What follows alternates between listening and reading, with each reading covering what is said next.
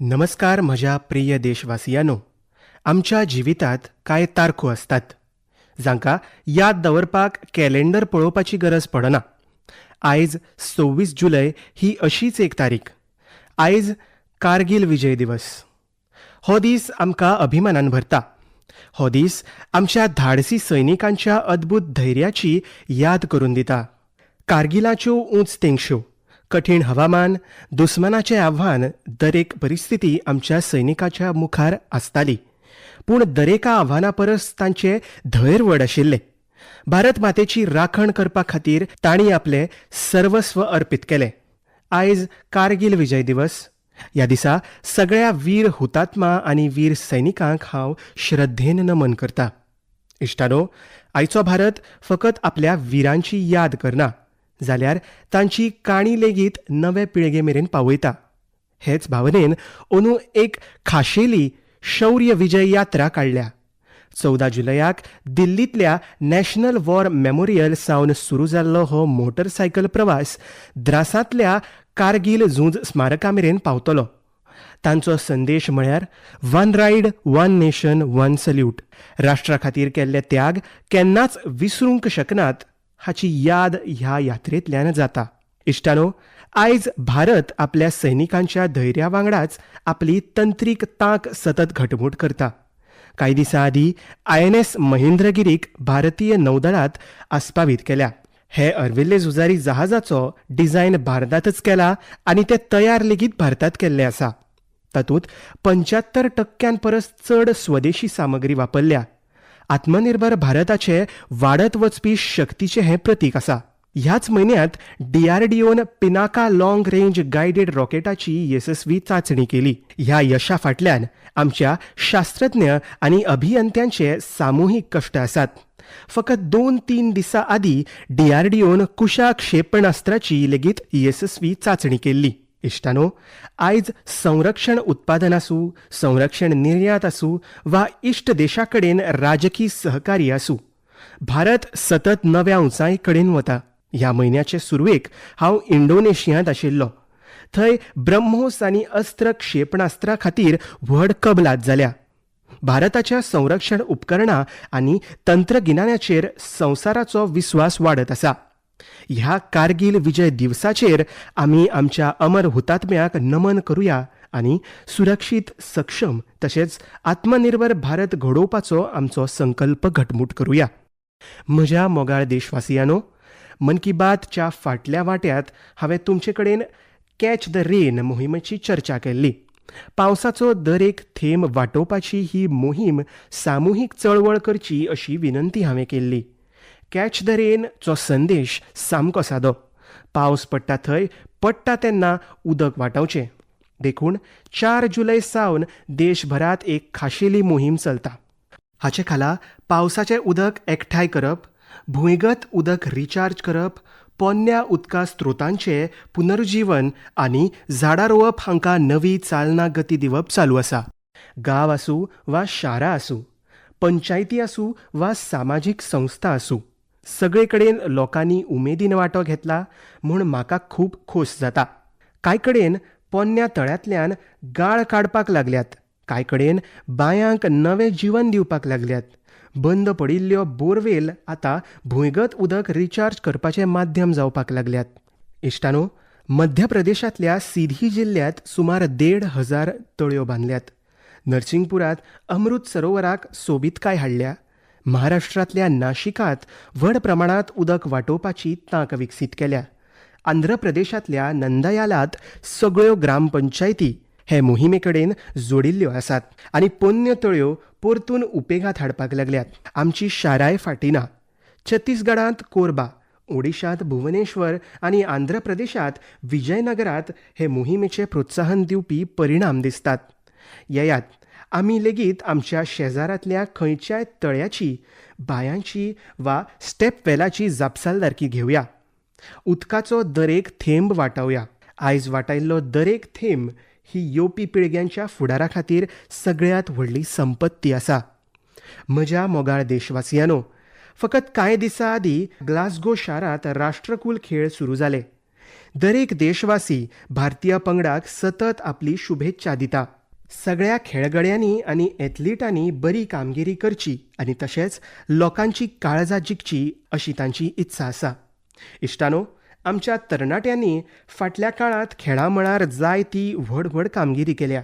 बॅडमिंटनांत Japan open खिताब जिखपी PV सिंधू पयल्यो भारतीय थारल्या. तिच्या ह्या यशाचो पुराय देश अभिमान बाळगता. भारतीय बायलां क्रिकेट पंगडान लंडनांतल्या लॉर्ड स्टेडियमांत पयलेच खेपे कसोटी मॅच जिखल्या. हें एक ऐतिहासीक जैत आसा. ही मॅच आमच्या पंगडान 270 धांवड्यांच्या व्हड अंतरान जिखली. पूण गजाल फकत इतलीच ना. लॉर्ड्साच्या व्हड इतिहासांत बायलां पंगडा खातीरची ही पयलीच कसोटी मॅच आशिल्ली. 1983 वर्सा भारतान ह्या मैदानाचेर पयले क्रिकेट विश्वचषक जिखले. आतां आमच्या बायलां शक्तीन हांगा देशाचें नांव परजळीत केलां. इश्टानो, कांय ल्हान यत्न खूब म्हत्वाचे आसतात. केरळांतल्या एर्नाकुलमांत दक्षिण चित्तूरांतलो असोच एक खेळा यत्न म्हाका कळ्ळा. थंयच्या एका शाळेंत संस्कृत क्लब आसा. हांगचे शिक्षक अभिलाषजी संस्कृत भाशेक सामके वेगळ्याच प्रकारान लोकप्रिय करपाक लागल्या. ह्या प्रकल्पाक अक्षर कंदूक अशें नांव दिलां. हातूंत संस्कृत अक्षरां फुटबॉलांत वापरिल्ल्या उतरां कडेन जोडून सोंप्या पद्दतीन स्पश्ट करतात. हाका लागून शिकपाचो आनंद मेळटा आनी खेळा कडेनय लोकांचो संबंद वाडटा. म्हज्या प्रिय देशवासियांनो, फाटल्या आयतारा विक्रम-1 च्या यशस्वी प्रक्षेपणाक लागून दरेक देशवासी अभिमानान भरिल्लो आसा. भारतीय अंतरीक्ष क्षेत्राच्या ह्या इतिहासीक खिणाचे आमी सगळे साक्षीदार जाले. खाजगी क्षेत्रान तयार केल्ले हे भारताचे पयले रॉकेट, जाची कल्पना करप लेगीत कठीण आशिल्लें. ती गजाल आमच्या तरणाट्या नवनिर्मात्यांनी केल्या. तांणी अजापीत करपी कुशळटाय, आवड आनी धीर दाखयलो. बरोच तेंप आमचो अंतरीक्ष वाठार खाजगी क्षेत्रा खातीर बंद आशिल्लो.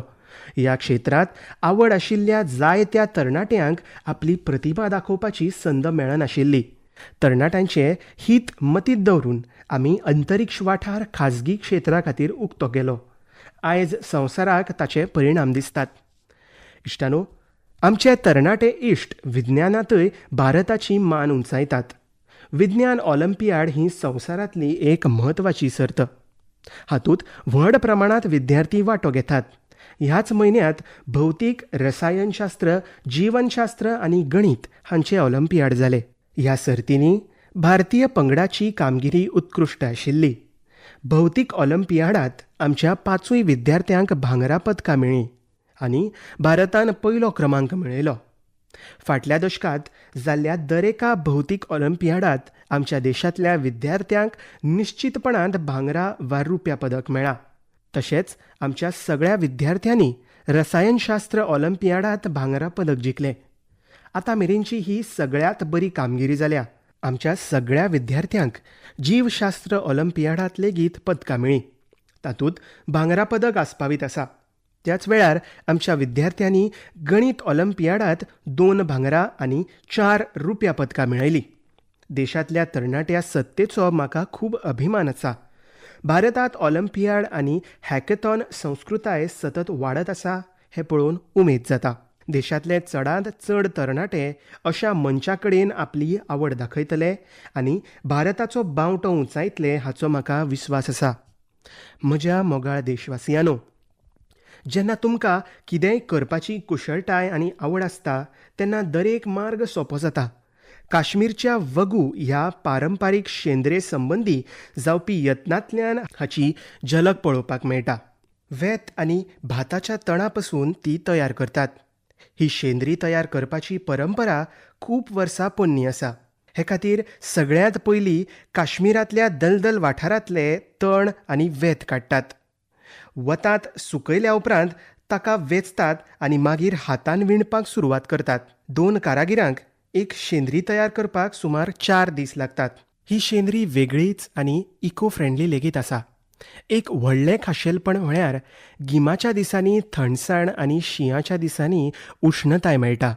पयलीं काश्मीरच्या दर एका घरांत ती दिसताली, पूण फाटल्या कांय वर्सांत ताचो वापर उणो जावपाक लागला. अशे परिस्थितींत श्रीनगरचे गुलाम हुसेनजी आनी तांची धूव तंजिलाजी हांणी संकल्प केलो. दोगांयनी वगू कलेच्या परंपरेक नवें जीवन दिवपाक सुरवात केली. गुलाम हुसेनजी एकदम सादारण घराण्यांतले. ह्या वावरांत तांकां जायत्या आव्हानांक तोंड दिवचें पडलें. पूण वगू सांबाळपाचो तांचो संकल्प अखंड आशिल्लो. कांय काळांतच जायते जाण तांच्या यत्नांत सामील जावपाक लागले. गुलाम हुसेनजी हांणी ही कुशळटाय खूब वाडयली. तांच्या मिशनांत थळाव्या पावंड्यार सरकारी तेंको लेगीत मेळ्ळो. आयज वगू चडांत चड लोकप्रिय जावपाक लागल्या आनी देशांतल्या हेर वाठारांनी लेगीत पावल्या. ह्या यत्नांत वांटो घेवपी सगळ्यांचो म्हाका खूब अभिमान आसा.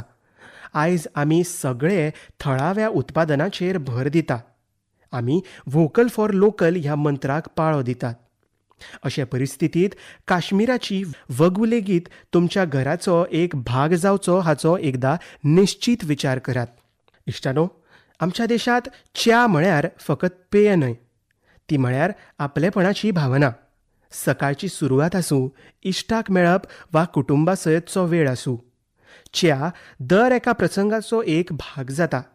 बरें, च्या कडेन म्हजो संबंद कितें तें तुमकांय खबर आसा.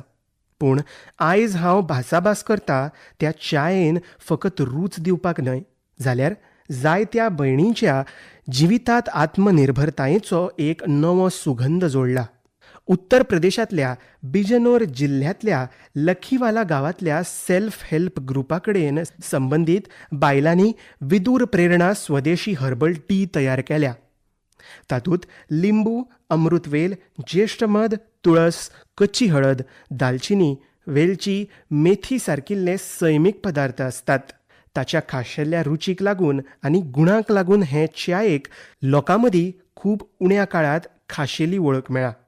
प्रयागराजाच्या महाकुंभात आनी दिल्लीच्या आंतरराष्ट्रीय अन्न महोत्सवात हे वनस्पती च्याची खूब तोखणाय जाल्या. परदेशांतल्या लोकांनी तातूंत रुची दाखयल्या. इश्टानो, सगळ्यांत प्रेरणादायक गजाल म्हळ्यार ताची सुरवात. हो सगळो यत्न फकत 1 लाख रुपयांनी सुरू जालो. आयज हो ब्रँड देशांतल्या व्हड संस्थांनी पावला. थळावें गिन्यान, सैम आनी बायलांचो आत्मविस्वास एकठांय येता तेन्ना ल्हानसो यत्न लेगीत व्हडल्या बदलाची सुरवात जावपाक शकता अशें हो उपक्रम सांगता. म्हज्या प्रिय देशवासियांनो, आयज देशभरांतले लोक एक पेड माँ के नाम मोहिमे वरवीं सैमा कडेन आपली जापसालदारकी पुराय करतात. समाज हे भावने कडेन जोडटा तेन्ना जायत्यो सोबीत आनी प्रेरणादायी देखी उब्यो जातात. इश्टानो, लोकांच्या सहभागाची अद्भुत शक्त अहमदाबादात दिसली.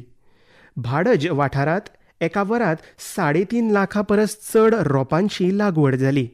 तातूंत 25,000 परस चड लोक जमले. शाळेंतलीं भुरगीं, NCC कॅडेट्स, स्वयंसेवक आनी सामान्य नागरीक सगळ्यांनी ह्या मोहिमेंत वांटो घेतलो. फुडल्या वर्सांनी ह्या वनस्पती वरवीं दाट शारिरान तयार जातले. हो यत्न गिनीज बूक ऑफ वर्ल्ड रेकॉर्डांत नोंद जाला. इश्टानो, एक पेड माँ के नाम मोहिमेक लागून UPतय जनशक्तीचो एक अद्भुत संकल्प दिसला. थंय 12 जुलयाक एकाच दिसा 35 कोटी परस चड रोपांची लागवड जाली.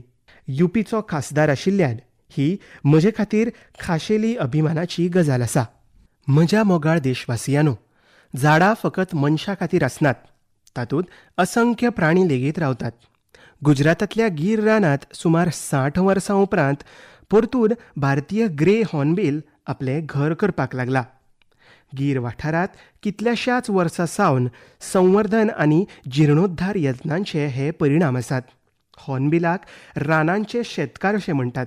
ते फळां खातात आनी बियां पयस पयस पातळायतात. त्या बियां सावन रानांत नवीं झाडां वाडटात.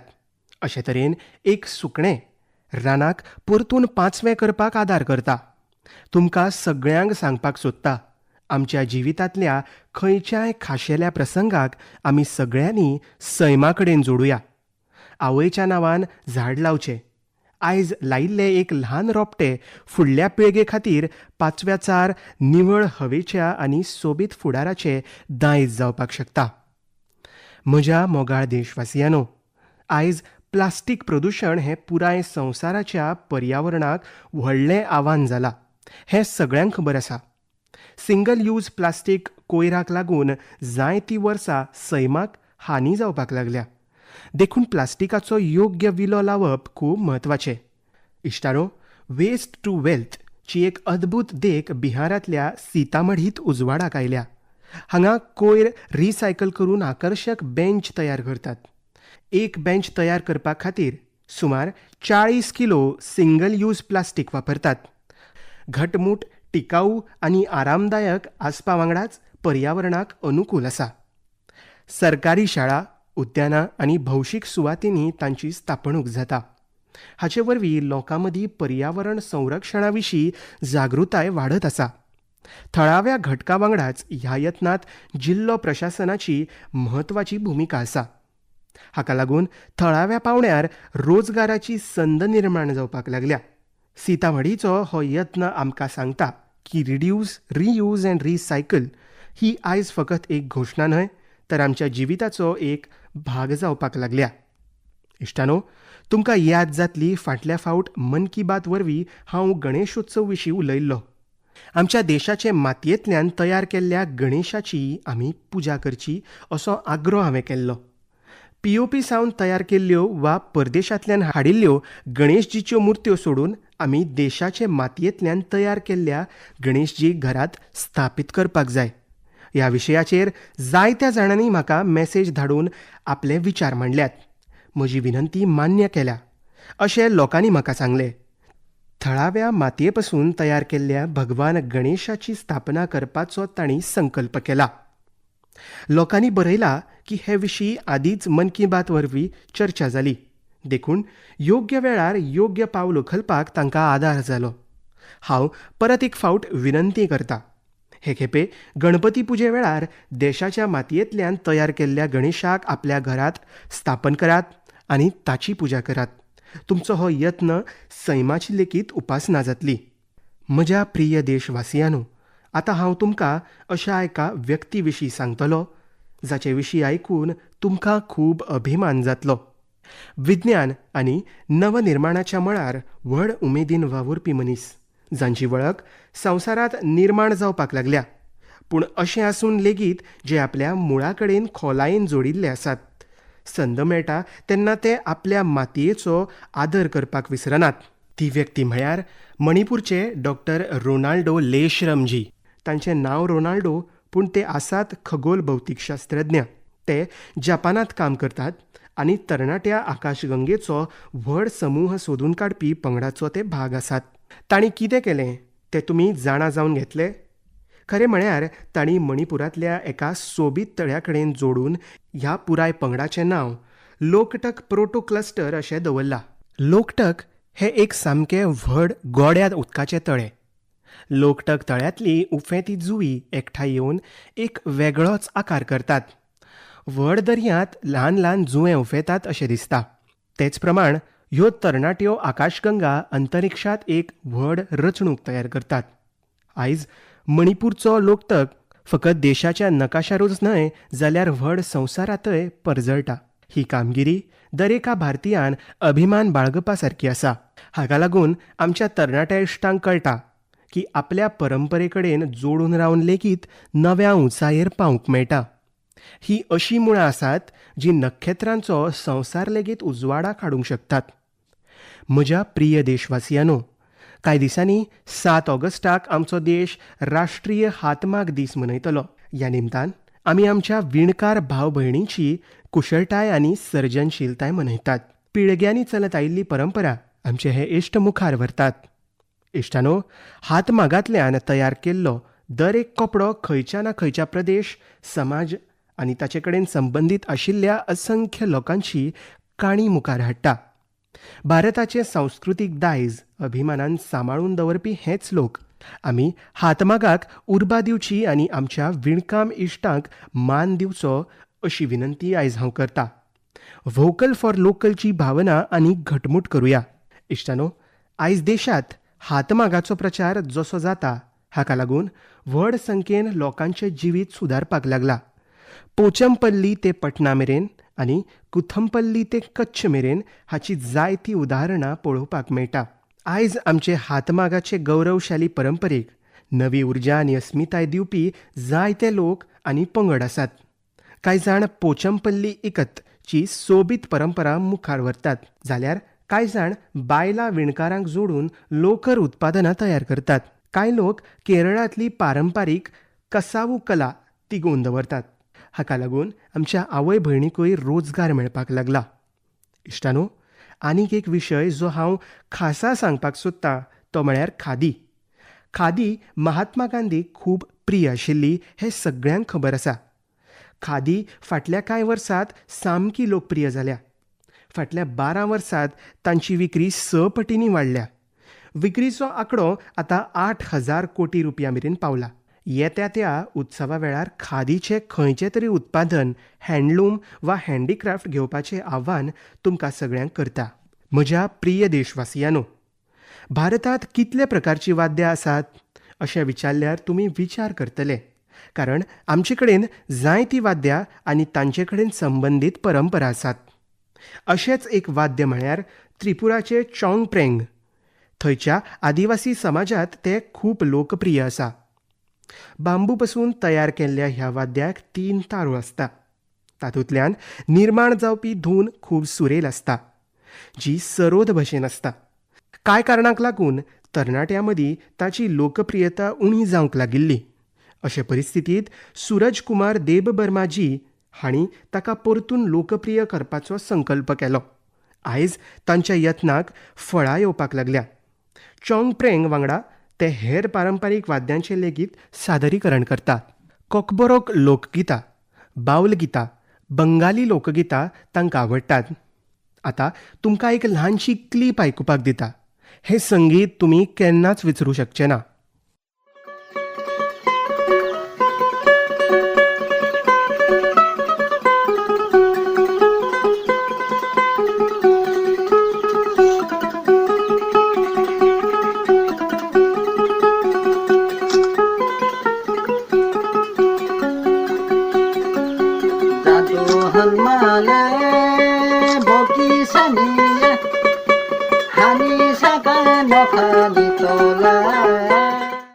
इश्टानो, हें आयकून तुमकां खूब खोस जाले आसतली हाचो म्हाका विस्वास आसा.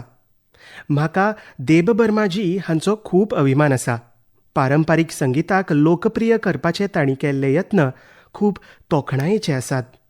तुमच्या भोंवतणच्या पारंपारीक वाद्यांची म्हायती सोशल मिडियाचेर व्यक्त करपाची विनंती हांव करतां. तुमचो हो यत्न हेरांक पारंपारीक भारतीय संगिता कडेन जोडटलो हें निश्चित. म्हज्या प्रिय देशवासियांनो, फाल्यां 27 जुलयाक भारतरत्न डॉ. अब्दुल कलाम जी हांची पुण्यतिथी आसा. डॉ. कलाम हांच्या व्यक्तिमत्वांत जायते प्रेरणादायक घटक आशिल्ले, पूण शिक्षकाची भुमिका तांच्या काळजाक सगळ्यांत लागीं आशिल्ली.